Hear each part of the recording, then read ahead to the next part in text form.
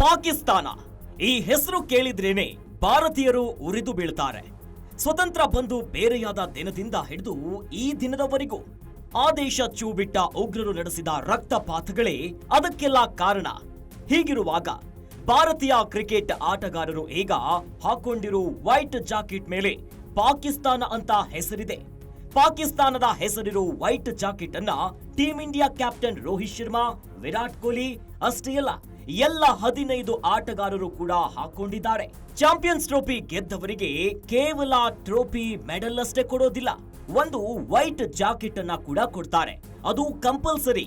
ಸಂಪ್ರದಾಯ ಅಷ್ಟೇ ಅಲ್ಲ, ಯಾವ ದೇಶದವರು ಆತಿಥ್ಯವನ್ನ ವಹಿಸ್ತಾರೋ ಆ ದೇಶದ ಹೆಸರು ಆ ವೈಟ್ ಕೋಟ್ ಅಥವಾ ವೈಟ್ ಜೆರ್ಸಿ ಅಥವಾ ವೈಟ್ ಜಾಕೆಟ್ ಮೇಲೆ ಇರುತ್ತೆ. ಹೀಗಾಗಿನೇ ವೈಟ್ ಕೋಟ್ ಮೇಲೆ ಪಾಕಿಸ್ತಾನದ ಹೆಸರಿದೆ. ಅದು ಡೈರೆಕ್ಟ್ ಆಗಿ ಆಟಗಾರರ ಎದೆಯ ಹತ್ತಿರವೇ ಇದೆ. ಭಾರತದವರು ಪಾಕಿಸ್ತಾನವೇ ಆತಿಥ್ಯವನ್ನ ವಹಿಸಿದ್ರು ಆ ದೇಶಕ್ಕೆ ಬಂದು ಆಡೋದಿಲ್ಲ ಅಂತ ಹಠ ಹಿಡಿದ್ರು. ಬಿಸಿಸಿಐ ಹಠಕ್ಕೆ ಐಸಿಸಿ, ಪಾಕಿಸ್ತಾನದ ಕ್ರಿಕೆಟ್ ಮಂಡಳಿ ಎರಡೂ ತಲೆಬಾಗಿದ್ವು.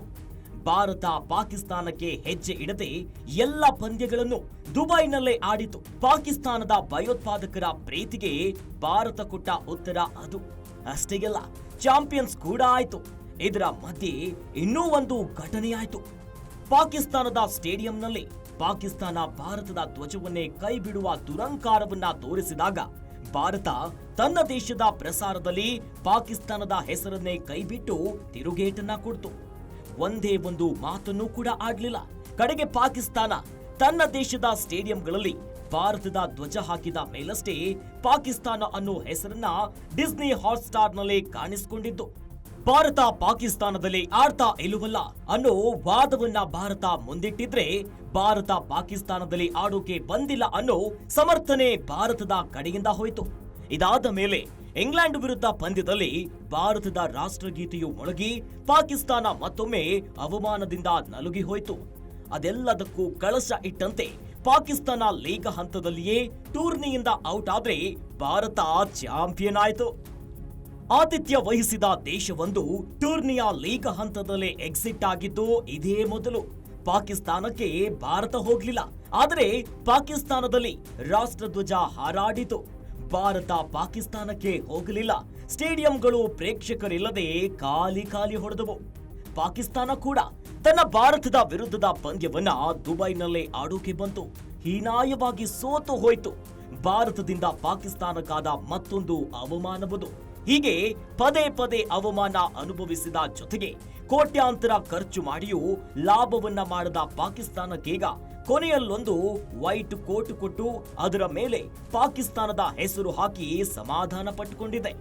ಅಷ್ಟೇ ಅಲ್ಲ, ಪಿಸಿಬಿ ಕ್ರಿಕೆಟ್ ಟ್ವಿಟರ್ ಖಾತೆಯಲ್ಲಿ ಭಾರತ ಚಾಂಪಿಯನ್ ಆದ ಒಂದೇ ಒಂದು ಫೋಟೋ ಕೂಡ ಹಾಕಿಲ್ಲ.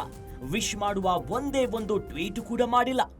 ಚಾಂಪಿಯನ್ಸ್ ಟ್ರೋಫಿ ವಿಜೇತರಿಗೆ ಪ್ರಶಸ್ತಿ ಕೊಡುವ ಸಮಾರಂಭಕ್ಕೂ ಗೈರು ಹಾಜರಾಗಿ ಸೋಲಿನ ಅವಮಾನಕ್ಕೆ ಔಷಧಿಯನ್ನ ಹಚ್ಚಿಕೊಳ್ಳೋ ಪ್ರಯತ್ನ ಮಾಡಿದೆ.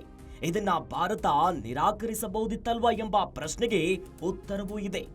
ಆತಿಥ್ಯ ವಹಿಸಿದ ದೇಶದ ಹೆಸರು ಹಾಕಿಕೊಳ್ಳಲೇಬೇಕು ಎನ್ನುವುದು ಐಸಿಸಿಯ ನಿಯಮ.